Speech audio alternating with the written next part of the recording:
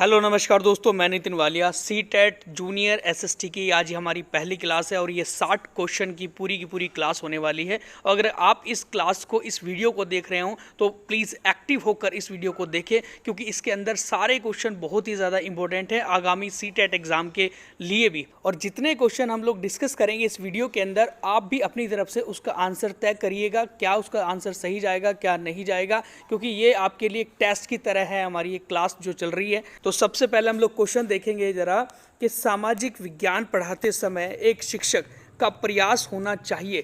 क्या प्रयास होना चाहिए? एक सोशल साइंस का टीचर जो है एसएसटी को पढ़ा रहा है जिस समय, तो क्या उसे विस्तृत रूप से याद कराने पर बल देना चाहिए? क्या उसे तथ्यों और मूल्यों और आदर्शों पर बल देना चाहिए? क्या उसे केवल तथ्यों पर ही बल देना चाहिए, मतलब फैक्ट्स पर ही बल देना चाहिए, या फिर उसे केवल मूल्यों पर ही बल देना चाहिए, ना कि तथ्यों पर? तो क्या इसका सही आंसर होगा? तो इसका सही आंसर होगा option number B is the right answer. Option number जो सेकंड है हमारा, क्योंकि जो हम लोग एसएससी पढ़ाते हैं तो वहाँ पर तथ्यों, फैक्ट्स पर भी, वैल्यू पर भी, मतलब जो मूल्य होते हैं और आदर्शों पर भी हमें बल देना चाहिए। तो ये सारे पॉइंट्स हमारे लिए बड़ा महत्वपूर्ण है। नंबर नेक्स्ट हम लोग क्वेश्चन देखें। आप मानते हैं कि छात्र एक सामाजिक विज्ञान वर्ग में पूर्वाग्रहों का प्रदर्शन करते हैं, आपकी सबसे उपयुक्त प्रतिक्रिया क्या होगी? देखो, पूर्वाग्रह क्या होते हैं कि बिना किसी चीज़ को जाने बगैर उसका आंसर दे देना या उसके बारे में कुछ चीज़ें बोल जाना, तो वो पूर्वाग्रह होते हैं। ऐसे एसएसटी में करते हैं लोग, क्योंकि उन्हें ज़्यादा नॉलेज नहीं है, अपनी तरीके से आइडिया दे देते हैं कोई ज्योग्राफी के, हिस्ट्री के, पॉलिटी के अंदर, तो वो क्या है कि एक पूर्वाग्रह होता है और ऐसे एसएसटी में करते हैं लोग, बच्चे। तो यहाँ पर आप क्या करोगे? आपकी सबसे उपयुक्त प्रतिक्रिया क्या होगी उस टाइम पर? तो ऑप्शन नंबर ए है सामाजिक वास्तविकता के आयामों पर एक चर्चा का आयोजन करना, या फिर इन टिप्पणियों पर ध्यान ना देना, जो बच्चा बोल रहा है तो बोलने तो भैया है। ऑप्शन नंबर सी है हमारा कि छात्रों को फटकारना कि भाई तू ऐसे क्यों बोल रहा बीच में जब तेरे को नहीं पता। तो उसके बाद क्या है कि ऑप्शन नंबर डी है अध्याय को पास लाओ।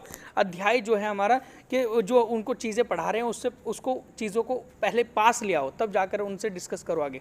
तो इसका सही आंसर क्या होगा? ऑप्शन नंबर ए इसका बिल्कुल सही आंसर जाएगा।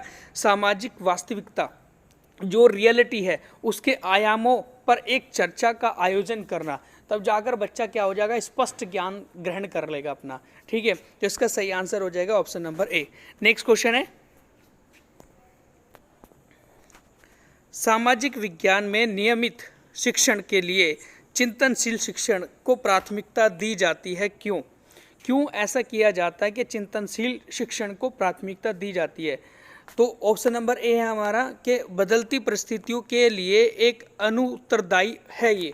इसका अर्थ है कि लचीलापन, विश्लेषण और सामाजिक जागरूकता लाना। ऑप्शन नंबर सी है कि यह एक नया विचार है, इसलिए लोकप्रिय भी है। ऑप्शन नंबर डी है हमारा कि यह एक परंपरा और आदत द्वारा प्रदर्शित है।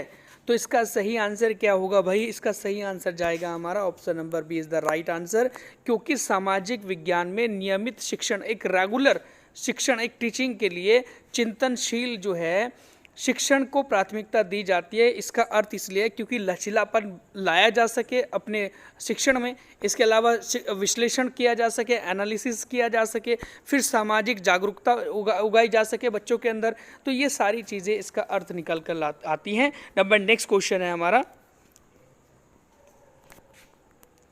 सामाजिक विज्ञान के शिक्षण में बच्चों के संवेग बहुत आसानी से उजागर होते हैं, शब्दों से नहीं बल्कि दृश्यों और आवाज़ों से। इसके लिए शिक्षण का कौन सा तरीका सबसे अधिक प्रभावी होगा? देखो, बच्चा बहुत ही अच्छे तरीके से एक एक्टिव हो जाता है, एक हम कह सकते हैं ना कि अपना ध्यान लगाता है उन चीज़ों पर जब उन्हें हम लोग दृश्य दिखाते हैं, कोई आवाज़ सुनाते हैं। तो इस प्रकार से अगर हम लोग शिक्षण कराएंगे, टीचिंग कराएंगे, तो क्या इसका सही प्रभावी तरीका होगा? तो भाई क्या परियोजना पद्धति के माध्यम से उसको ऐसे करा सकते हैं हम लोग? क्या व्याख्यान पद्धति से करा सकते हैं? क्या क्षेत्र भ्रमण और सर्वेक्षण से करा सकते हैं या कक्षाएं चर्चा करना। देखो ये जो परियोजना है, परियोजना पर पद्धति जो है हमारी, ये एक थ्योरेटिकल पार्ट है। व्याख्या करना एक प्रकार से एक्सप्लेनेशन करना, ये थ्योरी हो गया हमारा। कक्षा के अंदर हमारी जो चर्चाएं होगी वो भी एक थ्योरेटिकल पार्ट हो गया। लेकिन हम लोग जब क्षेत्र भ्रमण पर ले जाएंगे तो बच्चों को चित्र दिखाई देंगे, इमेजेस दिखाई देंगी और कुछ चीज़ें सुनाई भी देती हैं। तो इसीलिए क्या हो जाएगा, सबसे अधिक प्रभावी तरीका हमारा क्षेत्र भ्रमण और सर्वेक्षण करना, ये इसका सही आंसर चला जाएगा। नंबर नेक्स्ट क्वेश्चन है, सामाजिक विज्ञान की पाठ्य पुस्तकों में मानचित्रों और आरेखों का प्रयोग प्रासंगिक है क्योंकि। देखो ये जो सामाजिक विज्ञान से संबंधित ही प्रश्न आपको देखने को मिल रहे हैं, क्योंकि जो पेडागोजी के क्वेश्चन है हमारे एसएसटी के, उसमें ज़्यादा मोस्टली सामाजिक विज्ञान वाले शब्द से संबंधित ही आते हैं। तो ये मैंने जो पहली क्लास आज मेरी क्वेश्चन आंसर की, इसमें मैंने ज़्यादातर क्वेश्चन जो है वो पेडागोजी के सामाजिक विज्ञान से संबंधित ही प्रस्तुत किए हैं। तो यहाँ पर हम लोग देखेंगे ज़रा कि यहाँ कहा जा रहा है कि सामाजिक विज्ञान की पाठ्य पुस्तकों में मानचित्रों और आरेखों का, मतलब जो हमारा एक मानचित्र होते हैं, मैप्स होते हैं, आरेख होते हैं, उनका प्रयोग प्रासंगिक है। क्यों, मतलब एक ज़रूरी है क्योंकि अवधारणाओं में नए आयामों को जोड़ती है ये चीज़ें। उसके बाद है कि विशेषज्ञों द्वारा बनाए गए हैं कोई मानचित्र वगैरह। नंबर सी ऑप्शन है पाठ्य पुस्तकों को आकर्षित बनाते हैं, क्या ये सही जाएगा। ऑप्शन नंबर 4 है कि अवधारणाओं को स्पष्ट करते हैं। तो इसका सही आंसर हमारा क्या होगा, तो वो होगा option number 4 is the right answer, क्योंकि जो हमारे कंसेप्ट हैं, हमारी अवधारणाएं हैं, उन अवधारणाओं को स्पष्ट करते हैं चित्र, जो आरेख होते हैं।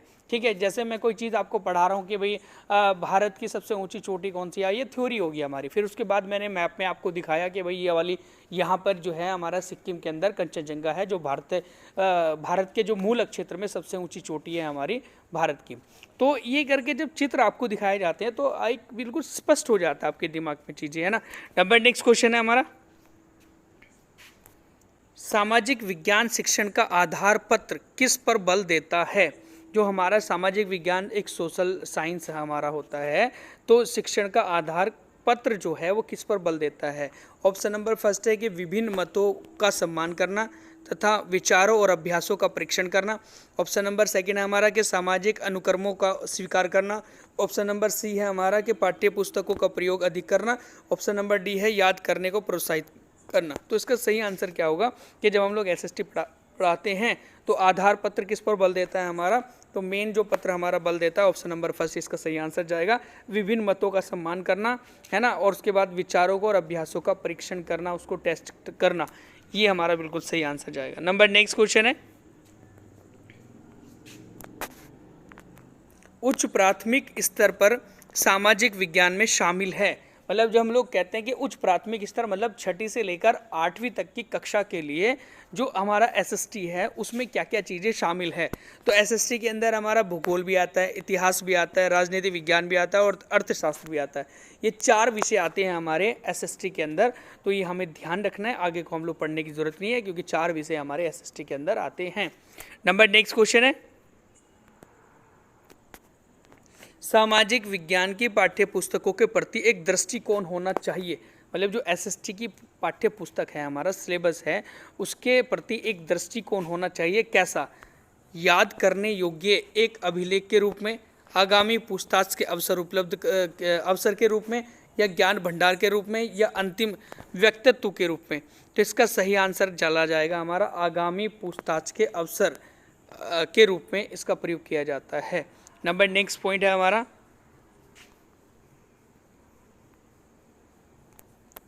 सामाजिक विज्ञान के शिक्षण में ऐतिहासिक फिल्में उपयोगी हैं। जब हम लोग बात करते हैं एसएसटी पढ़ा रहे हैं तो एसएसटी पढ़ाते समय ऐतिहासिक फिल्में हम लोग दिखाते हैं, या कहा जाता है कि यार कोई हिस्टोरिकल मूवी देख लो ऐसे करके, तो उसमें क्या क्यों दिखाते हैं ऐसा करके, क्यों उपयोगी है ऐसा। तो ऑप्शन नंबर फर्स्ट है हमारा कि व्यक्तिगत जो समस्या पर ध्यान केंद्रित करने के लिए, जो पर्सनल इंडिविजुअल कोई बच्चा है उसको समस्या है तो उस पर ध्यान केंद्रित करने के लिए। ऑप्शन नंबर बी है हमारा इतिहास को कल्पित कथा के रूप में चित्रित करने के लिए। उसके बाद ऑप्शन नंबर थर्ड है हमारा एक विशेष सामाजिक संरचना के विभिन्न आयामों का सजीव चित्रण करने के लिए। ऑप्शन नंबर फोर्थ है हमारा एक अच्छा मनोरंजन प्रस्तुत करने के लिए। तो क्या इसका सही आंसर जाएगा ऑप्शन नंबर इसमें तीसरा जो है बिल्कुल सही आंसर है, क्योंकि एक विशेष सामाजिक संरचना, जो भी एक सामाजिक संरचना है कि उसके सामाजिक संरचना के विभिन्न आयाम, अलग अलग जो भी उसके आयाम हैं, आयामों का एक सजीव सचित्र चित्रण किया गया। सजीव मतलब आज अगर वो चीज़ है भी नहीं, जैसे इंडस वैली सिविलाइजेशन नहीं है, लेकिन उसके ऊपर कोई मूवी बन गई, उसके उसमें तो जीवित चीज़ें दिखाएंगे ना, सजीव चित्र दिखाएंगे, उसमें सारे प्रकार के आयामों का वर्णन करेंगे और सामाजिक संरचना भी दिखाएंगे। तो ये इसका सही आंसर हो जाएगा, option number 3 is the right answer. ठीक है, नंबर नेक्स्ट क्वेश्चन है, सामाजिक विज्ञान के शिक्षण में प्रयोग की जाने वाली भाषा कैसी होनी चाहिए। बहुत बढ़िया आंसर क्वेश्चन है मतलब। ठीक है, तो सामाजिक विज्ञान जो एसएसटी है उसके शिक्षण में प्रयोग की जाने वाली भाषा कैसी होनी चाहिए।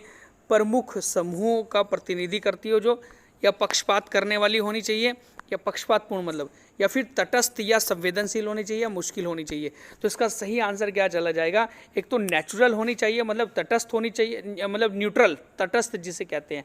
ठीक है, न्यूट्रल होनी चाहिए, ना तो किसी का पक्ष करेगा ना किसी को मतलब वाद विवाद करे किसी के साथ में। तो एक तो न्यूट्रल होना चाहिए और ऊपर से बात सेंसिटिव होनी चाहिए। तो ऑप्शन नंबर इसका 3 बिल्कुल सही जाएगा। ठीक है, क्योंकि तटस्थ और संवेदनशील होनी चाहिए। नंबर नेक्स्ट क्वेश्चन है, सामाजिक विज्ञान पर निम्नलिखित में से उचित और अर्थपूर्ण दत्त अभ्यास कौन सा होगा। ठीक है, तो इसमें हमें ध्यान रखना है कि बिल्कुल एक दत्तपूर्ण जो हमारा होता है, जिसे हम लोग कह सकते हैं मीनिंगफुल डाटा जो होगा वो कौन सा होगा। तो इसमें हम लोग देखेंगे क्या है कि अवधारणाओं के परीक्षण का एक मौलिक अभ्यास, पठन सामग्री का सार, पाठ्य पुस्तकों में से सही उत्तर ढूंढना, या पिछले वर्ष का अभ्यास। तो इसका सही आंसर क्या होगा तो वो होगा option number A is the right answer. क्यों, क्योंकि जो हमारा सामाजिक विज्ञान है ना, उसमें जो एक उचित और अर्थपूर्ण दत्त अभ्यास है ना, अवधारणा जो होती है हमारी, जो कंसेप्ट होते हैं, ठीक है, जो हमारे कंसेप्ट होते हैं, अवधारणाएं होती है, उसके परीक्षण, उसके टेस्ट का एक मौलिक अभ्यास करना, एक फंडामेंटल एक एक्सरसाइज करना, ये हमारा बिल्कुल राइट आंसर जाएगा इसके अंदर। नंबर नेक्स्ट क्वेश्चन है, राष्ट्रीय पाठ्यचर्या की रूपरेखा एनसीएफ 2005 सामाजिक विज्ञान के संदर्भ में सुझाती है कि बच्चे के विद्यालय का जीवन का मेल जो है वो क्या है। ठीक है, तो हम लोग बात कर रहे हैं एनसीएफ 2005 के अंदर जो है वो एसएसटी के संदर्भ में सुझाती है कि बच्चे के विद्यालय का जीवन का जो मेल होना चाहिए वो कैसा होना चाहिए। कक्षा के जीवन से होना चाहिए क्या, ऑप्शन नंबर बी है बाहर के जीवन के साथ होना चाहिए क्या, फिर ऑप्शन नंबर 3 है हमारा किताबी ज्ञान से जुड़ा हुआ होना चाहिए क्या, ऑप्शन नंबर 4 है हमारा शिक्षकों की अपेक्षा के साथ या अपेक्षाओं के साथ होना चाहिए क्या। तो इसका सही आंसर हो जाएगा option number B is the right answer है। क्यों, क्योंकि यहाँ पर क्या किया गया है कि कक्ष की गतिविधियों को बाहरी जीवन से जोड़ने की बात की जा रही है। नंबर नेक्स्ट क्वेश्चन है, उचित विकल्प को चुनिएगा। एक बिल्कुल सिलेक्ट आंसर हमें देना, सही आंसर मतलब कि उच्च प्राथमिक स्तर के विद्यार्थियों को सामाजिक विज्ञान की परियोजना के तहत क्षेत्र भ्रमण करने का कहा जाता है, जिससे कि क्या होगा, मतलब जो हमारे 6ठी से 8वीं तक के बच्चे हैं उनको क्षेत्र भ्रमण के लिए कहा जाता है। तो इससे क्या होगा, ऑप्शन नंबर फर्स्ट है कि यह विद्यार्थियों के लिए भागीदारी बढ़ाता है और आनंदमय होता है। ऑप्शन नंबर सेकंड है कि अवधारणा और विचारों के साथ वास्तविकता की तुलना करने में योग्य बनाता है। ऑप्शन नंबर सी है हमारा कि विद्यार्थी व्यस्त होते हैं और शिक्षक अन्य कार्य करने के लिए मुक्त हो जाते हैं। ऑप्शन नंबर 4 है हमारा कि यह परियोजना पूर्ण करने की अनिवार्य आवश्यकताओं को पूर्ण करता है। तो इसका सही आंसर जाएगा option number B is the right answer है। ऑप्शन नंबर फर्स्ट इसका बिल्कुल सही आंसर जाएगा। क्यों, क्योंकि ऑप्शन नंबर फर्स्ट में एक बात बोली गई है कि यह विद्यार्थियों के लिए भागीदारी बढ़ाता है, ज़्यादा से ज़्यादा बच्चे पार्टिसिपेट करते हैं और आनंदमय होता है हमारा ये। ठीक है जी, उच्च प्राथमिक स्तर के सामाजिक विज्ञान की कक्षा में लैंगिक भूमिका पर विद्यार्थियों की बातचीत को प्रोत्साहित करने के लिए सबसे उत्तम विधि निम्नलिखित में से कौन सी है। मतलब बात आ रही है हमारी कि उच्च प्राथमिक स्तर है हमारा, जो हमारा 6 से लेकर 8वीं क्लास तक के बच्चे हैं, उनमें एसएसटी की कक्षा के अंदर लैंगिक भूमिका पर विद्यार्थियों की बातचीत को प्रोत्साहित करने के लिए सबसे उत्तम विधि निम्नलिखित में से कौन सी होगी। देखो कल हमने आपको सिलेबस बताया था, उसमें एक हमारा था एक अनपैकिंग जो जेंडर था उससे संबंधित ये क्वेश्चन है हमारा।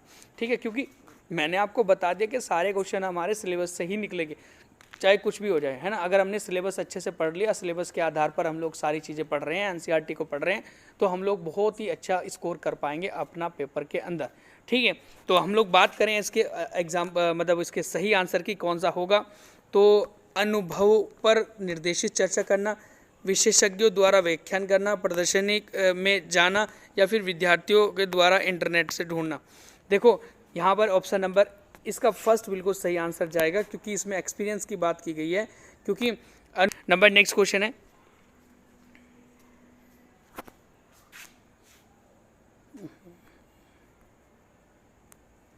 सामाजिक विज्ञान के विषयों के अध्ययन का महत्व इसलिए है क्योंकि बच्चे इससे क्या करेंगे, है ना। देखो सामाजिक विज्ञान मतलब एसएसटी के विषयों के अध्ययन का महत्व क्यों ज़रूरी है, तो हम लोग ऑप्शन नंबर फर्स्ट देखेंगे कि भूत की जो घटनाओं का मूल्यांकन करने के लिए या किया जा सके इसमें। तो जो पहले की घटनाएं हैं हमारी भूतकाल है, उसकी घटनाओं का मूल्यांकन किया जा सके। ऑप्शन नंबर सेकंड है हमारा प्राकृतिक संसाधनों को संरक्षित करने के लिए, लोकतंत्र के बारे में विस्तार में करने के लिए या सीखने के लिए, समाज और उसके पर्यावरण को समझने के लिए। तो इसका सही आंसर बिल्कुल इनमें से जो सभी 4 ऑप्शन है, इसका सही आंसर जाएगा उनमें से option number fourth is the right answer. क्यों? क्योंकि समाज और उसके जो पर्यावरण को होता है हमारा, उसको समझने अगर हम लिया तो उसके बाद सामाजिक विज्ञान के विषय में हम लोग एक अच्छी पकड़ बना लेंगे, ठीक है। नंबर नेक्स्ट क्वेश्चन हम लोग देखें, सामाजिक विज्ञान के विषयों के अध्ययन का महत्व इसलिए है क्योंकि देखो एसएसटी के जो अध्ययन हम लोग करते हैं, स्टडी करते हैं, उसका क्या इंपॉर्टेंस है, क्यों इसका महत्व है, ऐसा क्या है उसके अंदर। तो ऑप्शन नंबर फर्स्ट हमारा दिया गया है कि भूत की घटनाओं का मूल्यांकन कर सके, पुरानी घटनाओं का मूल्यांकन कर सके। ऑप्शन नंबर सेकंड है हमारा प्राकृतिक संसाधनों को संरक्षित कर सके। ऑप्शन नंबर थर्ड है हमारा लोकतंत्र के बारे में विस्तार में सीख सकते हैं। और ऑप्शन नंबर 4 है हमारा समाज और उसके पर्यावरण को समझ सके। देखो जब भी कभी समाज और पर्यावरण की बात आएगी कि बच्चे को ये चीज़ें समझने को मिल रही है और या उससे नॉलेज मिलने को हो रही है, तो ये बिल्कुल सही आंसर जाएगा इसमें। Option number fourth is the right answer. Number next question है हमारा, चोल मंदिर के विषय में निम्नलिखित कथनों पर विचार करिएगा, कौन सा इसमें सही है। देखो सिलेबस के अंदर हमने आपको बता दिया गया था, इसमें हमारे जो भी साम्राज्य है प्राचीन काल के, तो उससे संबंधित प्रश्न आएगा ही आएगा, चाहे आप लोग कोई सा भी पेपर उठा लो, आप लोगों को मिलेगा। 60 क्वेश्चन में से एक क्वेश्चन आपको ऐसे साम्राज्यों से संबंधित मिलेगा।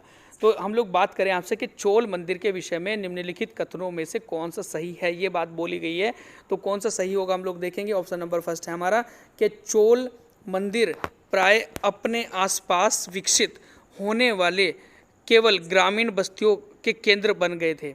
उसके बाद है नंबर सेकंड हमारा कि जन साधारण मतलब जो हमारे लोग होते हैं, व्यक्ति होते हैं, के द्वारा दी गई भूमि से जो चोल मंदिर थे वो संपन्न हो गए थे। ये चोल मंदिर है यहाँ पर, है ना, चोल मंदिर संपन्न हो गए थे। फिर ऑप्शन नंबर थर्ड है हमारा कि चोल मंदिर सामाजिक, आर्थिक और सांस्कृतिक जीवन के केंद्र थे।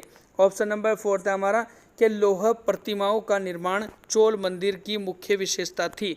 तो इसका आंसर क्या जाएगा, बिल्कुल राइट। तो राइट आंसर है इसका ऑप्शन नंबर हमारा थर्ड, क्योंकि चोल मंदिर जो थे उसमें सामाजिक, आर्थिक और सांस्कृतिक जीवन का केंद्र है पूरा का पूरा, वो इस प्रकार से मंदिरों का निर्माण किया गया था उनका।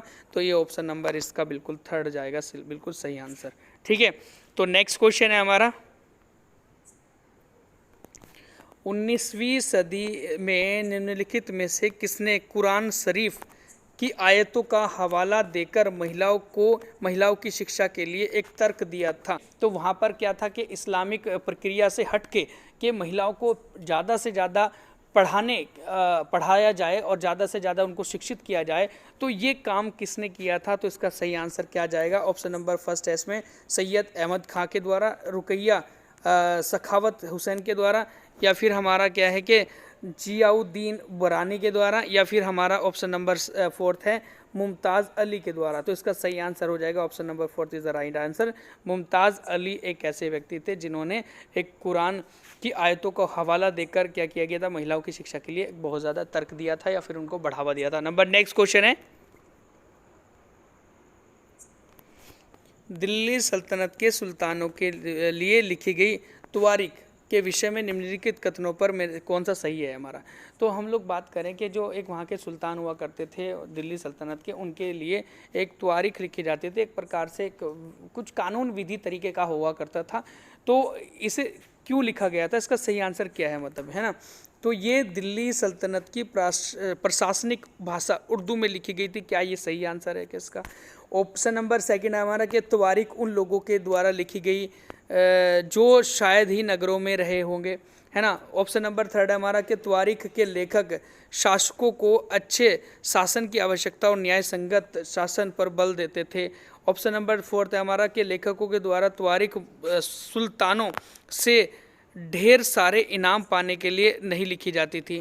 तो इसका सही आंसर क्या होगा हमारा? ऑप्शन नंबर इसका बिल्कुल थर्ड सही आंसर जाएगा, क्योंकि एक प्रकार की विधि कानून की तरह हुआ करता था। तो त्वारीख के लेखक जो थे वो शासकों को एक अच्छे शासन की आवश्यकता और न्याय संगत शासन पर बल देने के लिए करते थे इस तरीके से, है ना। तो नंबर नेक्स्ट क्वेश्चन है, बड़ा महत्वपूर्ण क्वेश्चन है हमारा, ये ज्योग्राफी से संबंधित है कि यूराल एक जो है हमारा पर्वत वो किसको अलग करता है, किसको सेपरेट करता है। देखो यूराल माउंटेन वैसे तो आता है हमारा यूरोप के अंदर, ठीक है, लेकिन यूरोप के उस हिस्से में आता है ये जो देश हमारा यूरोप के अंदर भी है और जो एशिया के अंदर भी है, मतलब रूस के हिस्से में आता है यूराल पर्वत। तो यूराल पर्वत इसका मतलब फिर तो ये दो महाद्वीपों को अलग कर रहा होगा, और वो महाद्वीप हमारे होंगे, एक तो यूरोप होगा और एक एशिया होगा, क्योंकि एशिया में भी आता है हमारा रसिया और यूरोप में भी आता है। तो इसका सही आंसर चला जाएगा एशिया और यूरोप को। Option number second is the right answer, ठीक है। नंबर नेक्स्ट क्वेश्चन है, वायुमंडल की निम्नलिखित परतों में से कौन सी परत हवाई जहाज उड़ाने के लिए सबसे आदर्श होती है?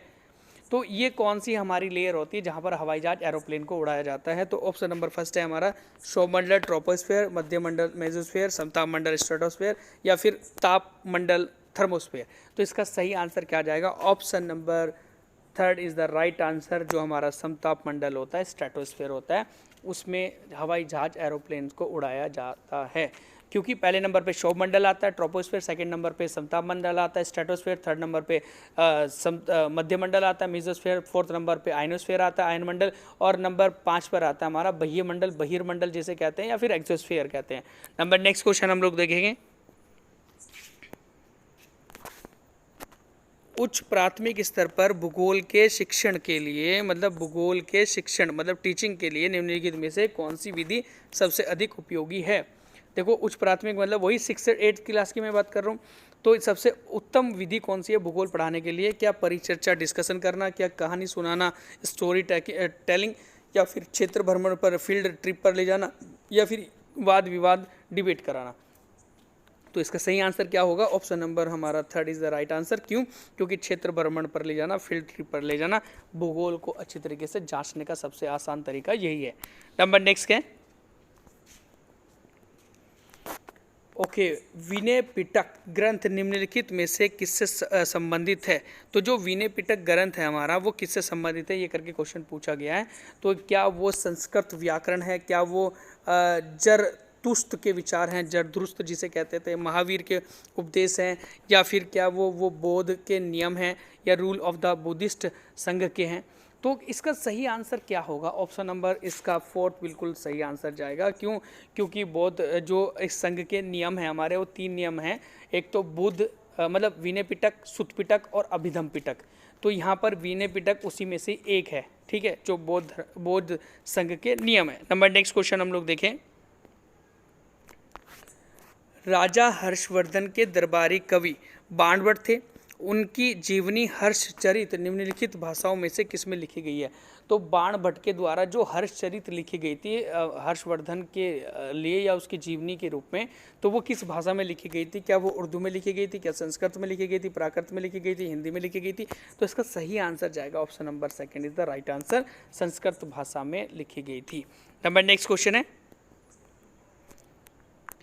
कन्नौज पर लंबे समय तक त्रिपक्षीय संघर्ष किन 3 राजा वंशों के बीच चला था? देखो बहुत प्रसिद्ध युद्ध है हमारे इंडिया का, क्योंकि कन्नौज जो है वो उत्तर प्रदेश में पड़ता है और ये 3 साम्राज्यों के बीच की एक क्षेत्र था और उन तीनों राजाओं के बीच में या तीनों शासकों के बीच में उस कन्नौज को हड़पने के लिए ये युद्ध हुआ और बहुत लंबे टाइम तक चला था।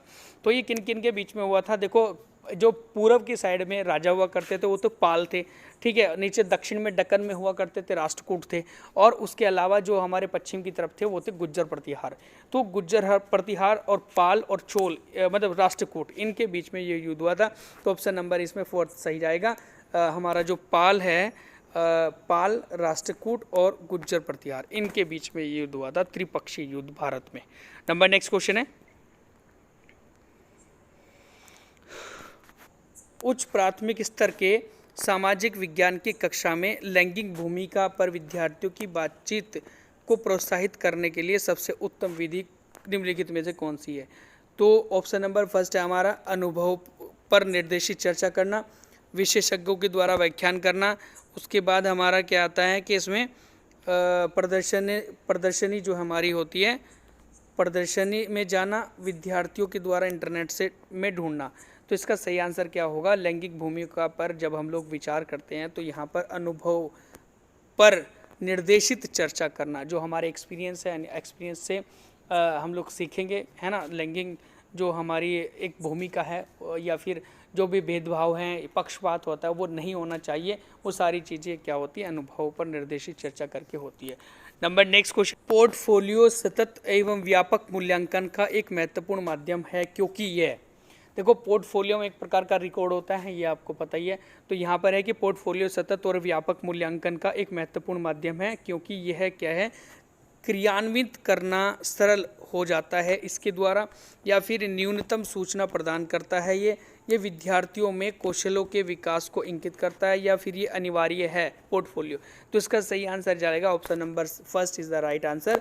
क्यों? क्योंकि जो हमारा पोर्टफोलियो होता है वो क्रियान्वित करना एक सरल हो जाता है। जब हम लोग पोर्टफोलियो बनाते हैं, एक रिकॉर्ड बनाते हैं, रिकॉर्ड में सारी चीज़ें को लिखा जाता है, क्या पढ़ाया, क्या नहीं पढ़ाया, क्या हमने पढ़ा, क्या लिखा है, क्या समझाना, तो क्या क्लास के स्टूडेंट थे, वो सारी की सारी जब हम लोग पोर्टफोलियो बनाते हैं तो ये क्रियान्वित करना हमारे लिए बिल्कुल आसान हो जाता है। नंबर नेक्स्ट क्वेश्चन है, कल्पना कीजिए कि आपको श्रीरंगपट्टनम के युद्ध, टीपू सुल्तान की मौत के बारे में खबर देने वाले 2 पुराने अखबार मिलते हैं। ये जो अखबार है ना हमारे, ये जो हमें मिले हैं, ये एक अखबार ब्रिटेन का है और दूसरा मैसूर का है। दोनों अखबार के लिए इन घटनाओं के बारे में एक सुर्खी लिखिए, है ना। मतलब दोनों अखबारों के लिए इन घटनाओं के बारे में एक सुर्खी लिखिएगा। कक्षा 8 के इतिहास की पाठ्य पुस्तकों में क्रियाकलापों को शामिल करने का क्या कारण है? और ऐसे होता भी है, जो 6th क्लास, 7th क्लास या 8th क्लास के हमारे बच्चे होते हैं, आज के टाइम में पढ़ रहे हैं, तो उनको इस तरीके से अखबार की कटिंग से संबंधित कुछ लिखने के लिए स्कूल में बुलाया जाता है, ठीक है। तो ऐसा क्यों किया जाता है ना, क्या कारण है इसका? तो ऑप्शन नंबर फर्स्ट है हमारा कि विद्यार्थियों में लिखने के कौशलों को विकसित करने के लिए, फिर विद्यार्थियों में विचारों की विविधताओं को, अवधारणाओं को विकसित करने के लिए। ऑप्शन नंबर थर्ड है ब्रिटेन के द्वारा राज्य में मिलाए जाने का अभिलेख तैयार करना, या फिर लोगों को ब्रिटिश नीतियों के बारे में बताना। तो इसका सही आंसर क्या चला जाएगा? Option number second is the right answer. क्यों? क्योंकि विद्यार्थियों में विचार की विविधता, विचार की मतलब जैसे भाई इसके विचार अलग थे, उसने अपने अखबार में से देख के कुछ चीज़ों को लिखा, किसी और बच्चे ने अलग तरीके से लिखा, उसके विचार अलग थे। तो विचार जो हमारी, उसकी डाइवर्सिटी हमें पता लगेगी, उसकी विविधता का और उसकी अवधारणा, उसके कंसेप्ट को विकसित करने के लिए ये जो चीज़ें हैं यहाँ पर की जाती है। नंबर नेक्स्ट क्वेश्चन है,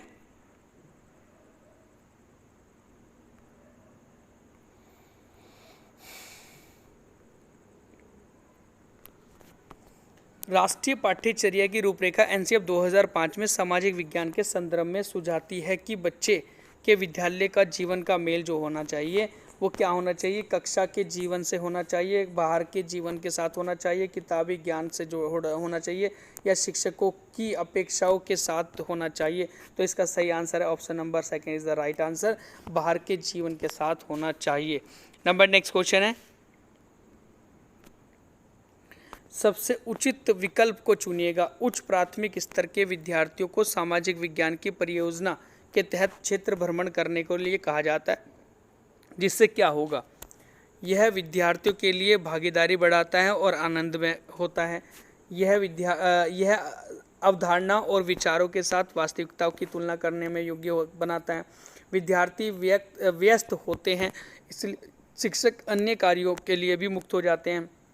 ऑप्शन नंबर फोर्थ है हमारा कि यह परियोजना पूर्ण करने की अनिवार्य आवश्यकताओं को पूर्ण करता है। तो इसका सही आंसर चला जाएगा हमारा option number first is the right answer. क्यों? क्योंकि यह विद्यार्थियों के लिए भागीदारी बढ़ाता है और आनंदमय होता है।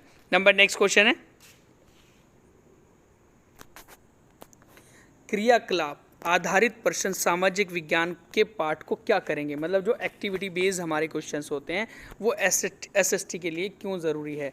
उसके बाद ऑप्शन नंबर फर्स्ट है हमारा कि लंबा बनाते हैं उसको, है ना, क्योंकि अभी क्वेश्चन आंसर हम लोग करेंगे इस तरीके से क्रियाकलाप वाले, तो उसको पाठ को लंबा बनाने के लिए, उसके बाद उसे आनंदमय बनाने के लिए, विस्तृत बनाने के लिए, या फिर उसे विवादास्पद करने के लिए, है ना। तो यहाँ पर ऑप्शन नंबर इसका हमारा चला जाएगा third option is the right, second option is the right answer. ये सेकंड है यहाँ पर, तो second option is the right answer. क्यों? क्योंकि आनंदमयी बनाने के लिए जब क्रियाकलाप की जाती हैं, एक्टिविटीज़ की जाती है किताबों के अंदर भी, या फिर हम लोग मतलब नॉर्मली भी एक फिजिकली एक्टिविटी कर रहे हैं किसी क्लास के अंदर किसी शिक्षण पद्धति को लेकर, तो ये एक आनंदमय बनाते हैं हमारे चैप्टर को, टॉपिक को। नंबर नेक्स्ट क्वेश्चन है, लोकतांत्रिक संस्थानों के प्रति विद्यार्थियों में दोषदर्शिता को रोकने के लिए निम्नलिखित में से कौन सा विकल्प सबसे उचित होंगे। तो यहाँ पर ध्यान रखेंगे कि जो हमारे लोकतांत्रिक संस्थान हैं, तो संस्थानों के प्रति विद्यार्थियों में जो हमारे दोषदर्शिता को रोकने के लिए निम्नलिखित में से कौन सा विकल्प बिल्कुल उचित होगा। तो ऑप्शन नंबर फर्स्ट है इसका कि आदर्श प्रणालियों एवं सिद्धांतों पर बल देना, संस्थानों के बदलाव में अवधारणाओं को इंगित करना, असंभावना को इंगित करना, मतलब फिर सामाजिक विषमताओं की ये क्या है हमारा अपरिहार्यता पर बल देना, या फिर जागरूक जनता की भूमिका को इंगित करना। देखो, लोकतांत्रिक जो संस्थान के प्रति हमारे विद्यार्थी होते हैं उनमें जो दोष दर्शित है, उनके अंदर जो दोष है, ठीक है, जैसे हमारे लोकतंत्र के को लेकर किसी के अंदर दोष है, तो उसके लिए ये क्वेश्चन पूछा गया है। तो यहाँ पर क्या होगा कि जागरूक जनता की भूमिका को इंगित करना, जो हमारी जागरूक जनता है उसकी भूमिका को हमने इंगित करके बताया कि हाँ भाई देखो, इन लोगों ने इस तरीके से किसी व्यक्ति को चुना था और वो राजा हमारे लिए बिल्कुल सही काम कर रहा है, ठीक है। तो इस प्रकार से हम लोग बहुत सारी चीज़ें कर सकते हैं कि ऑप्शन नंबर इसका बिल्कुल एक तो पहला सही जाएगा, डी ऑप्शन इसका बिल्कुल सही जाएगा, ठीक है, और एक बिल्कुल ऑप्शन नंबर फर्स्ट इसका बिल्कुल सही जाएगा, क्योंकि आदर्श कार्य प्रणाली एवं सिद्धांतों पर बल देना। तो इसका सही आंसर हो जाएगा ए और डी बिल्कुल सही आंसर है इसका, option number B is the right answer. Number next question है, निम्नलिखित में से कौन सा उष्णकटिबंधीय घास स्थल है, मतलब कौन सा ट्रॉपिकल ग्रासलैंड है, ये करके क्वेश्चन पूछा गया है। तो which one of the following the tropical grassland, तो क्या सवाना है, स्टापिस है, डाउन्स है, पंपास है। तो इसका सही आंसर हो जाएगा ऑप्शन नंबर बिल्कुल फर्स्ट सही आंसर है, क्योंकि सवाना घास का मैदान हमारा पूर्वी अफ्रीका के अंदर स्थित है और वो ट्रॉपिकल जोन में आता है। स्टेपिस जो है हमारा एशिया और यूरोप के मतलब बीच में आता है, यूरोप जिसे यूरेशिया के अंदर कहा जाता है। फिर डाउन्स हमारा है जो अर्जेंटीना में, पंपास हमारा अर्जेंटीना में है और डाउन्स हमारा पड़ जाएगा ऑस्ट्रेलिया के अंदर, ठीक है। नंबर नेक्स्ट क्वेश्चन है, खाद्य सुरक्षा के विषय में निम्नलिखित कथनों ए और बी पर विचार कीजिएगा और सही उत्तर का चयन कीजिएगा। तो क्या इसका सही आंसर जाएगा हमारा, तो कृषि के विकास का चरम लक्ष्य सुरक्षा को बढ़ाना है। देखो, इसने कह दिया कि ये जो हमारी कृषि होती है, इस कृषि का विकास जो डेवलपमेंट है उसका मेन उद्देश्य लक्ष्य जो है वो सुरक्षा को बढ़ाना है। तो क्या मतलब है भाई सुरक्षा से एग्रीकल्चर का। नंबर सेकंड ऑप्शन है हमारा कि खाद्य सुरक्षा से अभिप्राय है कि प्राकृतिक आपदाओं के दौरान जब खाद्य सामग्री की कमी होती है तब हमें सभी लोगों को खाद्य सामग्री उपलब्ध कराना होता है। तो ये इसका बिल्कुल सही आंसर चला जाएगा। तो इसमें ए ऑप्शन गलत है और बी ऑप्शन इज द बिल्कुल राइट आंसर है। तो ऑप्शन नंबर फोर्थ इस सही है, क्योंकि ए गलत है और बी इसमें सही है। नंबर नेक्स्ट क्वेश्चन है, निम्नलिखित में से किस एक को जीवाश्मी ईंधन नहीं माना जाता है, मतलब किसको फॉसिल फ्यूल नहीं माना जाता है या कहा जाता है, तो इसका सही आंसर क्या होगा? देखो, हमारे जब भी कभी जीवाश्म ईंधन पूछा जाए आपसे, तो उसके उदाहरण जो हैं, हमारे जो लाखों करोड़ों वर्ष पुराने जो हमारे पेड़ पौधे थे या जीव जंतु थे, उनके अवशेषों से प्राप्त जो हमारा ईंधन बना है, वो एक तो हमारा पेट्रोल है, एक प्राकृतिक गैस है, एक कोयला है। तो इसका सही आंसर क्या होगा कि जो नहीं है जीवाश्म ईंधन, वो है जलाऊ लकड़ी, मतलब जो जलने वाली लकड़ी है, वो इसका सही आंसर नहीं है। मतलब सही आंसर है, क्योंकि इसमें जीवाश्म ईंधन नहीं पूछा हुआ, कौन सा नहीं था, तो वो ये नहीं है ना। तो पेट्रोल भी जीवाश्म ईंधन है, कोयला भी जीवाश्म ईंधन है, और प्राकृतिक गैस भी। नंबर नेक्स्ट क्वेश्चन है, निम्नलिखित में से कौन सा केवल तटीय क्षेत्र अत्यधिक विनाश कर सकता है? मतलब जो हमारे कोस्टल एरिया होता है, उस कोस्टल एरिया में सबसे ज़्यादा तबाही ला सकता है, तो इनमें से वो कौन सी चीज़ है? क्या वो सुनामी है, क्या वो ज्वार भाटा है, क्या वो ज्वालामुखी है, क्या वो भूकंप है? तो इसका सही आंसर क्या होगा भाई? कि भूकंप हो जाएगा। देखो, भूकंप तो हमारा स्थल में भी आ जाता है, मतलब पर्वत पठार में भी आ जाता है, वो तो कोस्टल का कोई मैटर नहीं है उसमें इतना। उसके अलावा ज्वालामुखी भी हमारी स्थल में भी आ सकती है, मतलब पर्वत पठार बीच में भी आ सकती है। ज्वार भाटा और जो सुनामी आती है हमारी, जो पानी के तट पर आती है, ज्वार भाटा नॉर्मल होती है, लेकिन सुनामी बहुत खतरनाक होती है, जो विनाशकारी होते हैं। ऑप्शन नंबर इसका फर्स्ट चला जाएगा, सुनामी, है ना, ये सबसे विनाशकारी होती है तटीय क्षेत्रों में। नंबर नेक्स्ट क्वेश्चन है, पृथ्वी की सबसे आंतरिक परत मुख्यतः बनी होती है?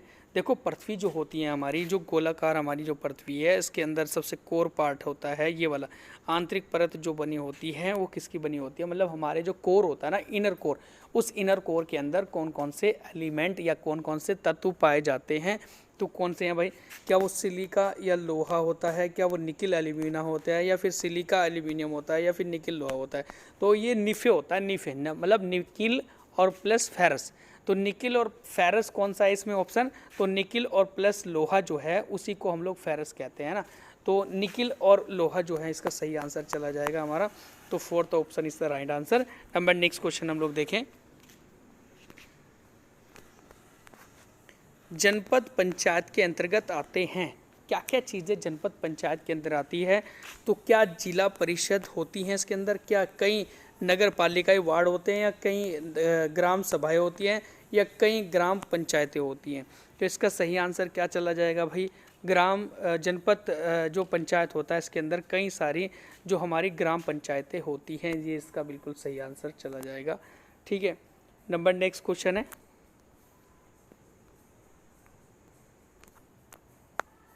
सामाजिक विज्ञापनों पर निम्नलिखित दो कथनों पर विचार कीजिएगा और सही उत्तर का चयन कीजिएगा। तो सामाजिक विज्ञापन में एक निम्नलिखित दो कथनों पर विचार कीजिएगा और सही उत्तर चुनिएगा इसमें से। तो भाई, सामाजिक विज्ञापन वे विज्ञापन होते हैं जो समाज के लिए विस्तृत स्तर पर संदेश प्रसारण करते हैं। जी बिल्कुल सही है। फिर ऑप्शन नंबर सेकंड है हमारा कि सामाजिक विज्ञापन केवल सरकार राज्यों के द्वारा प्रस्तुत किए जाते हैं। जी नहीं, बिल्कुल गलत आंसर है तो, क्योंकि वहाँ पर ऐसे केवल जो हमारे सरकार और राज्य के द्वारा प्रस्तुत किए जाते हैं, इसका क्या मतलब है भाई? वो तो केंद्र के भी होंगे, राज्य के भी होंगे, हमारे डिस्ट्रिक्ट के भी होंगे, हर तरीके के चीज़ों को छापा जाता है या उनके द्वारा प्रस्तुत किया जाता है, उसमें सारी चीज़ें। तो यहाँ पर ऑप्शन नंबर जो फर्स्ट है बिल्कुल राइट आंसर है कि जो हमारे सामाजिक विज्ञापन, वो विज्ञापन होते हैं जो समाज के लिए विस्तृत स्तर पर संदेश का प्रसारण करते हैं। ओके, नंबर नेक्स्ट क्वेश्चन है, भारत का निम्नलिखित में से कौन सा राज्य कलमकारी चित्रकारी छापे के लिए लोकप्रिय है? मतलब कौन सी राज्य के अंदर कलमकारी चित्रकारी होती है? तो वो आप लोग सही आंसर देंगे हमें। क्या तमिलनाडु में है, क्या आंध्र प्रदेश में, क्या कर्नाटक में है, क्या पंजाब में है?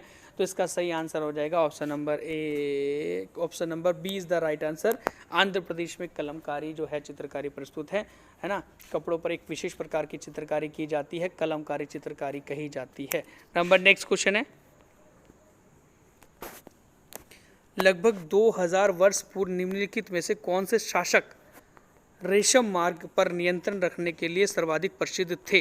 तो इसका सही आंसर क्या होगा? देखो, रेशम मार्ग जो कहा जाता है वो चीन से होकर भारत आता है रास्ता, जो सिक्किम में पड़ता है। जैसे आपने सुना होगा कि नाथुला दर्रा, सुना है हमने?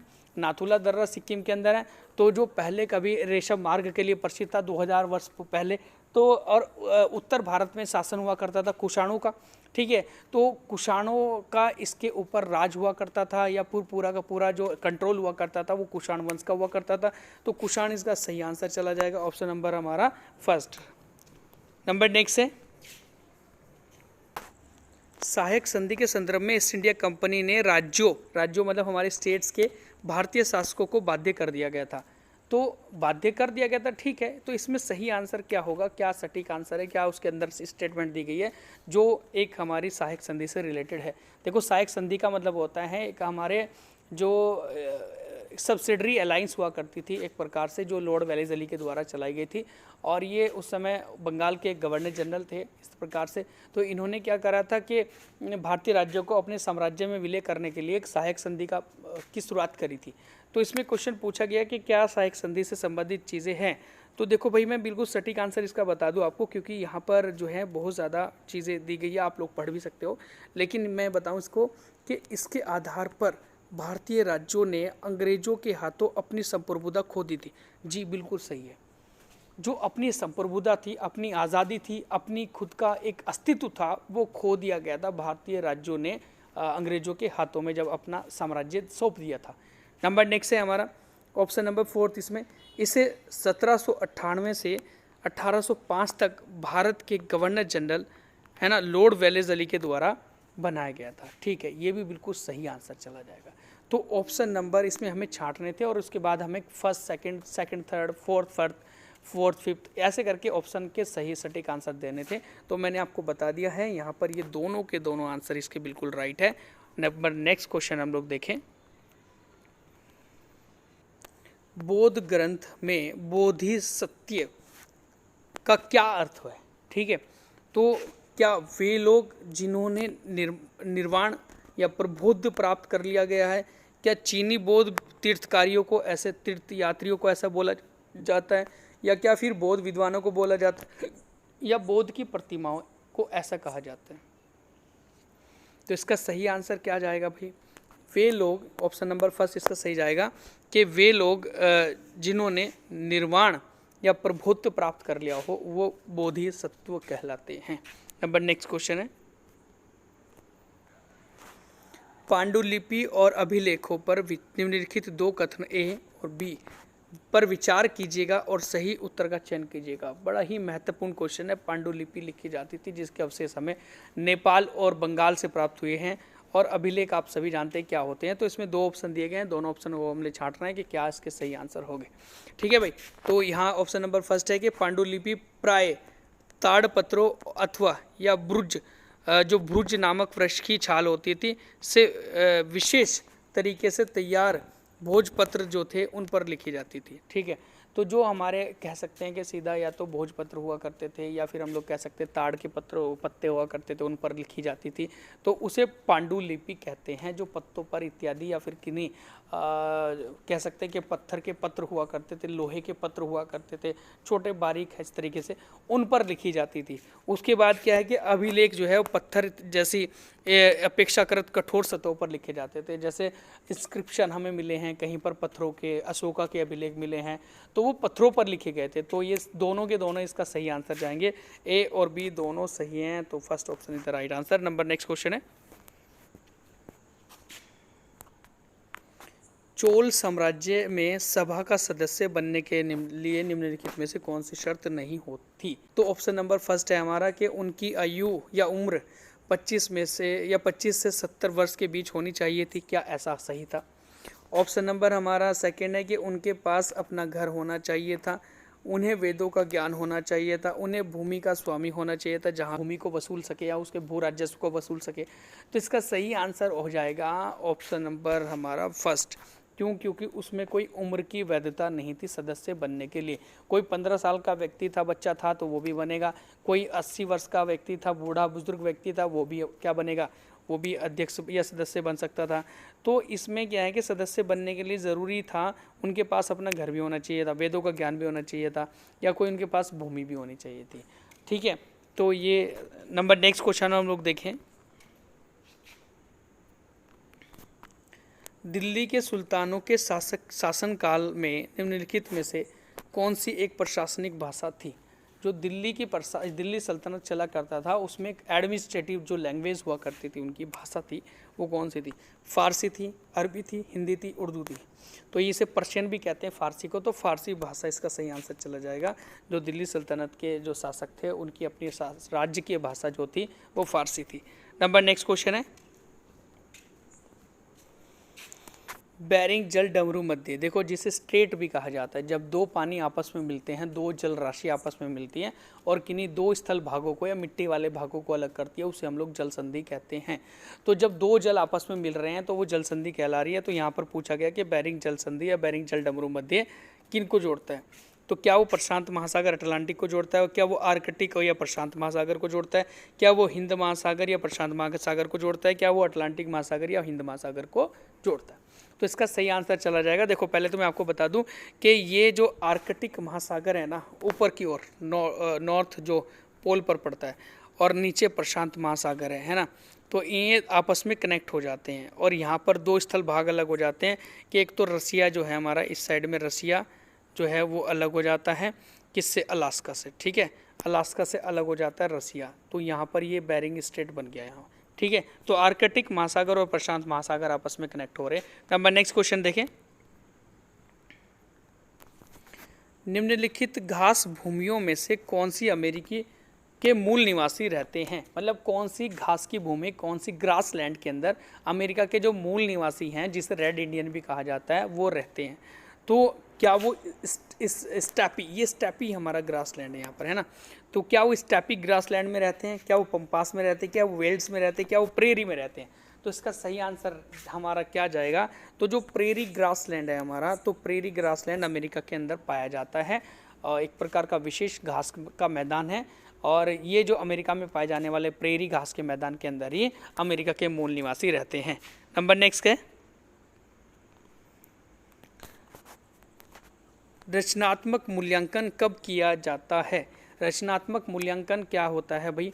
तो ये एक प्रकार से रचनात्मक मूल्यांकन मतलब इवैल्यूएशन जो हमारा चल रहा है, फॉर्मेटिक असेसमेंट भी कह सकते हैं या इवैल्यूएशन भी कह सकते हैं। तो ये जो हमारा मूल्यांकन होता है ये चलता ही रहता है, मतलब जो हमारी शिक्षण अधिगम प्रक्रिया होती है उसके दौरान ही चलता रहता है। ठीक है, तो इसका सही आंसर चला जाएगा option number 3 is the right answer. Number next question है,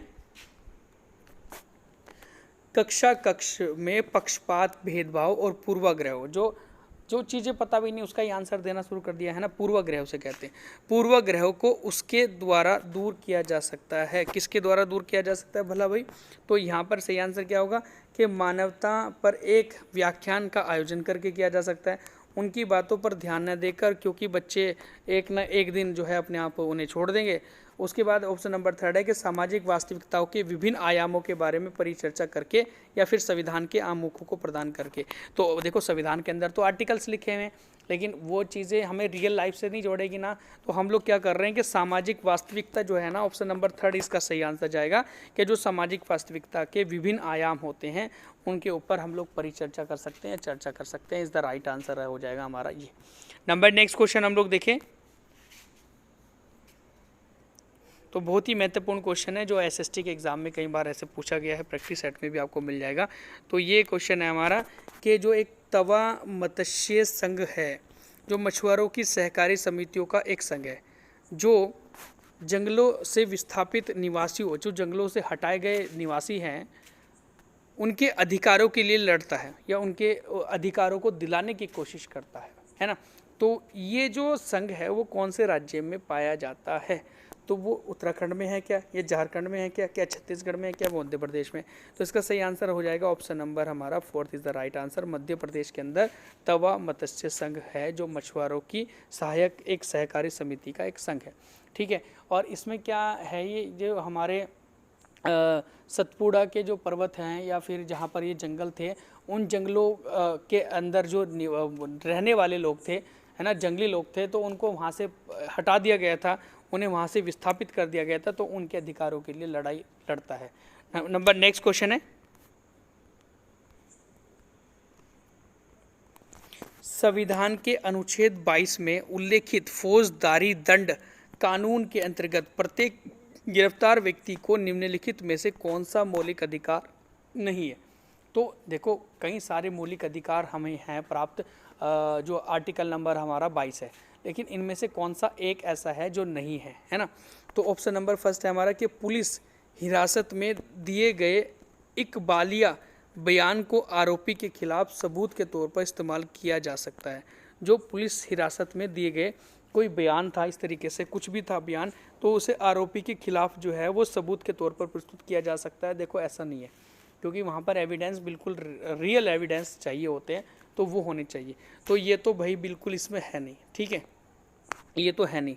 तो अगर हम लोग देखें अनुच्छेद नंबर 22 के अंदर और क्या क्या चीज़ें हैं वैसे, कि गिरफ्तारी के दौरान या हिरासत में किसी भी तरह के दुर्व्यवहार या यातना से बचने का अधिकार हमें भारतीय लोगों को है। मतलब जो भी दुर्व्यवहार करते हैं पुलिस वाले किसी भी मतलब अंदर किसी भी गिरफ्तारी के अंदर, तो उसका एक हम बचने का अधिकार हमें है, हम लोग पूरी तरीके से बच सकते हैं क्योंकि ये कॉन्स्टिट्यूशन में लिखा हुआ है। उसके बाद है कि गिरफ्तारी के समय यह जानने का अधिकार भी हमें है कि गिरफ्तारी के कारण क्या है, कि गिरफ्तारी क्यों की जा रही है, है ना। उसके बाद ऑप्शन नंबर है हमारा कि गिरफ्तारी के 24 घंटे के भीतर मजिस्ट्रेट के समक्ष पेश होने का भी अधिकार दिया गया है कॉन्स्टिट्यूशन में। तो ये तीनों के तीनों जो नीचे के हैं ये तो बिल्कुल सही है भाई। और इसमें पूछा गया था गलत, गलत हमारा ऊपर वाला ऑप्शन नंबर फर्स्ट जो है वो गलत हो जाएगा। नंबर नेक्स्ट क्वेश्चन है,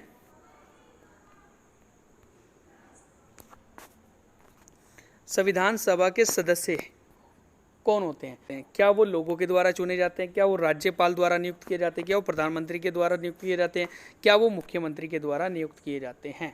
तो इसका सही आंसर क्या होगा भाई? भाई जनता के द्वारा ही चुने जाते हैं। लोकसभा के भी और विधानसभा के सदस्य दोनों के दोनों जनता के द्वारा चुने जाते हैं। विधानसभा के सदस्यों के द्वारा मुख्यमंत्री बनाया जाता है और लोकसभा के सदस्य जब चुन कर जाते हैं तो उससे प्रधानमंत्री बनाया जाता है, ठीक है। दोनों के इलेक्शन डायरेक्ट होते हैं, प्रत्यक्ष होते हैं। नंबर नेक्स्ट क्वेश्चन है, गठबंधन सरकार से अभिप्राय क्या है? अलायंस गवर्नमेंट जो होती है उसका क्या मीनिंग है? जब गठबंधन होता है, आपने देखा एक सरकार दूसरी सरकार के साथ मिलकर, या मतलब एक पार्टी किसी दूसरी पार्टी के साथ मिल जाती है, तो ऐसा क्यों होता है? देखो ऑप्शन नंबर फर्स्ट है कि चुनाव के बाद किसी, देखो यहाँ पर ऑप्शन नंबर जो बिल्कुल फर्स्ट दिया गया है कि चुनाव के बाद किसी भी दल को स्पष्ट बहुमत न मिलने की स्थिति में दो या दो से अधिक राजनीतिक दल के बीच में सत्ता की साझेदारी हो जाती है। तो ये बिल्कुल बिल्कुल सही आंसर है, क्योंकि यहाँ पर क्या हो जाता है कि जब इलेक्शन हुआ था एक को कम वोट मिली है, किसी पार्टी को ज़्यादा वोट मिल गई है, वो पार्टी अपनी सरकार बनाना चाहता है, लेकिन अगर हमारे साथ में कोई छोटी छोटी पार्टी आकर मिल जाती है तो अगर हमारी उस बड़ी वाली पार्टी से ज़्यादा वोट हो जाएगी तो हम लोग विजय हो जाएंगे, तो इसलिए गठबंधन बनाया जाता है।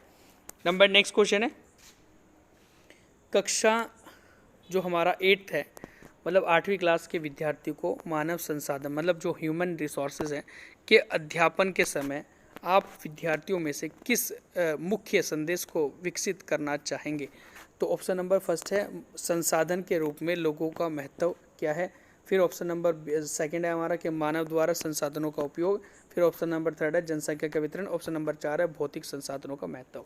तो इसका सही आंसर हो जाएगा option number second is the right answer. क्यों? क्योंकि इसमें मानव के द्वारा संसाधनों का उपयोग बताया गया है, तो ये मानव संसाधन के अध्यापन के लिए सबसे एक महत्वपूर्ण तरीका है, किस तरीके से मानव अपना रिसोर्स या संसाधनों को यूज़ कर रहा है, क्या कितने बचे हुए हैं, कितने रह रहे हैं, कौन से ज़्यादा मात्रा में पाया जाता है संसाधन, वो सारी बातें हमें पता लग जाती है उस टाइम पर। नंबर नेक्स्ट क्वेश्चन है, भारतीय संसद के बारे में निम्नलिखित में से कौन सा कथन सत्य नहीं है? कौन सा कथन जो है स्टेटमेंट बिल्कुल राइट नहीं है, ट्रू नहीं है?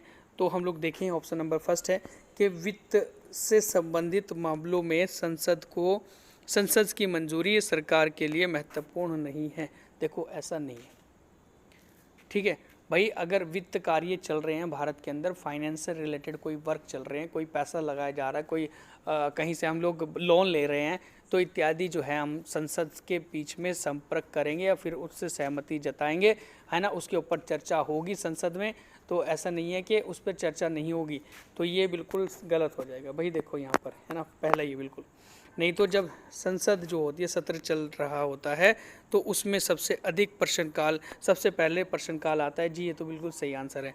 ऑप्शन नंबर हमारा थर्ड है कि भारतीय संसद के 3 अंग होते हैं, राष्ट्रपति, राज्यसभा और लोकसभा। ये भी सही है। हमारी व्यवस्था में संसद के पास महत्वपूर्ण शक्तियाँ होती है क्योंकि यह जनता का प्रतिनिधि करती है। जी ये भी सही है। तो तीनों के तीनों नीचे वाले जो है हमारे बिल्कुल राइट हैं और ऊपर वाला जो है वो बिल्कुल गलत है। नंबर नेक्स्ट क्वेश्चन है, मान लीजिए कि सामाजिक विज्ञान की प्रस्तावित पाठ्य पुस्तक के विद्यार्थियों के लिए कठिन है। मान लीजिए कि एसएसटी की जो पुस्तक है वो विद्यार्थियों के लिए कठिन है, बहुत ज़्यादा कठिन है, मतलब है ना, डिफ़िकल्ट है। तो आप क्या करेंगे उसको इजी बनाने के लिए? ऑप्शन नंबर फर्स्ट है कि विभिन्न प्रकार के पूरक सामग्रियों का प्रदान करेंगे। ठीक है, पूरक सामग्री होती है जो सहायक सामग्री होती है। ठीक है, उसके बाद प्रत्येक पाठ का संक्षिप्त विवरण लिखवाएंगे। ऑप्शन नंबर थर्ड है कि उत्तर जो प्रश्न है उसकी तकनीक का प्रयोग करेंगे। ऑप्शन नंबर फोर्थ है कि रटकर सीखने को प्रोत्साहित करेंगे या फिर उस पर बल देंगे। तो इसमें क्या सही आंसर चला जाएगा? आंसर इसमें बिल्कुल सही जाएगा, option number first is the right answer, क्योंकि विभिन्न प्रकार के पूरक जो सहायक सामग्री होती है उसका प्रयोग करेंगे हम। नंबर नेक्स्ट, स्थानीय समाचार पत्र मौसम की जानकारी का संग्रहण किस प्रकार का एक उदाहरण है? देखो समाचार पत्रों के ऊपर भी क्वेश्चन है क्योंकि ये मैंने आपको सिलेबस में बता दिया था और ये आता भी है हर एक पेपर में, इस प्रकार से आपको पेपर में मिल जाएगा कोई ना कोई क्वेश्चन। तो यहाँ पर क्या है कि स्थानीय समाचार पत्र में मौसम की जानकारी का संग्रहण किया गया था। तो ये जो है किस प्रकार का उदाहरण है? क्या प्राथमिक उदाहरण है प्राथमिक समाचार पत्र का, या फिर एक सेकेंडरी का है, तृतीयक का है, टर्शरी का, या फिर ये प्राथमिक तृतीय दोनों का? तो इसका सही आंसर हो जाएगा इसमें ऑप्शन नंबर बी। ये एक हमारे सेकेंडरी जो माध्यमिक होते हैं उसका उदाहरण है, क्योंकि प्राथमिक अखबारों के अंदर तो हमारा एक राष्ट्रीय हित में या राष्ट्रीय स्तर पर क्या किया जाता है, अंतर्राष्ट्रीय स्तर पर जो है सुर्खियाँ दी जाती है, और ये है हमारा कोई स्थानीय मौसम के बारे में बताया जा रहा है। तो द्वितीयक पत्र में इसका वर्णन किया जाएगा। तो इसका आंसर चला जाएगा option number second is the right answer. Number next question है, प्राथमिक स्तर पर इतिहास शिक्षण का सबसे महत्वपूर्ण और प्रभावी तरीका क्या है? मतलब इतिहास को पढ़ाने का सबसे अच्छा एक महत्वपूर्ण तरीका क्या है प्राथमिक स्तर पर? तो व्याख्या या करना, मतलब व्याख्या करना या व्याख्या पद्धति जो है हमारी एक्सप्लेनेशन। उसके बाद है उत्तर जो प्रश्न है वो वाली पद्धति या चर्चा करना, या कहानी कथन पद्धति। तो इसका सही आंसर चला जाएगा कहानी कथन पद्धति इज़ द राइट आंसर। क्यों? क्योंकि कहानी कथन पद्धति में ही हम लोग इतिहास को भली भांति तरीके से समझा सकते हैं। नंबर नेक्स्ट क्वेश्चन है, जिस क्षेत्र में रहने वाले लोग मतदान अपना प्रतिनिधि चुनते हैं उसे क्या कहते हैं? देखो, जिस क्षेत्र में रहने वाले सभी मतदाता अपना प्रतिनिधि चुनते हैं, जो हम लोग होते हैं जो वोट डालते हैं उसे मतदाता कहते हैं। और सभी मतदाता अपना प्रतिनिधि का मतलब होता है अपना अपने क्षेत्र को रिप्रेजेंट करने वाला व्यक्ति, चाहे वो विधायक हो, चाहे वो सांसद हो, चाहे वो मेयर हो, चाहे वो पार्षद हो। तो उन पार्षदों को जब चुनते हैं तो उस क्षेत्र को क्या कहते हैं? उस क्षेत्र को कहते हैं निर्वाचन क्षेत्र। ठीक है, B option is the right answer. Number next question है, देखो ये आज की क्लास का लास्ट क्वेश्चन है, 60वां क्वेश्चन है हमारा। और क्योंकि 60 क्वेश्चन आते हैं हमारे एसएसटी के पेपर में, उसी आधार पर ये आज की हमारी वीडियो थी 60 क्वेश्चनों की। तो इसमें हम लोग देखेंगे ज़रा 60वां क्वेश्चन कि एलोरा की गुफा जो है 15 का भित्ति चित्र जिसमें विष्णु को नरसिंह अर्थात पुरुष सिंह के रूप में दिखलाया गया है, जिस काल की ये कृति है? मतलब वो कौन से काल की कृति है जिसमें जो गुफा 15 का जो भित्ति चित्र है जिसमें विष्णु जी को नरसिंह अर्थात पुरुष सिंह के रूप में दिखाया गया है? तो वो क्या गुप्त काल की है भाई? क्या वो फिर गुर्जर प्रतिहार काल की है? क्या वो राष्ट्रकूट काल की है? या वो चालुक्य काल की है? तो इसका सही आंसर हो जाएगा option number third is the right answer. Rashtrakuta वंश के टाइम पर जो है एलोरा की गुफा 15 का भित्ति चित्र लिखा गया था या फिर बनाया गया था, जिसमें नरसिंह अथवा पुरुष सिंह के रूप में इसको दिखाया गया है। तो ये थे आज के महत्वपूर्ण क्वेश्चन। अगर आपको हमारी दी गई जानकारी अच्छी लगी तो प्लीज़, और हमारे द्वारा की गई ये मेहनत आपके लिए रंग लाएगी, तो हमारे चैनल को सब्सक्राइब करें और इस वीडियो को शेयर करें। And thank you so much.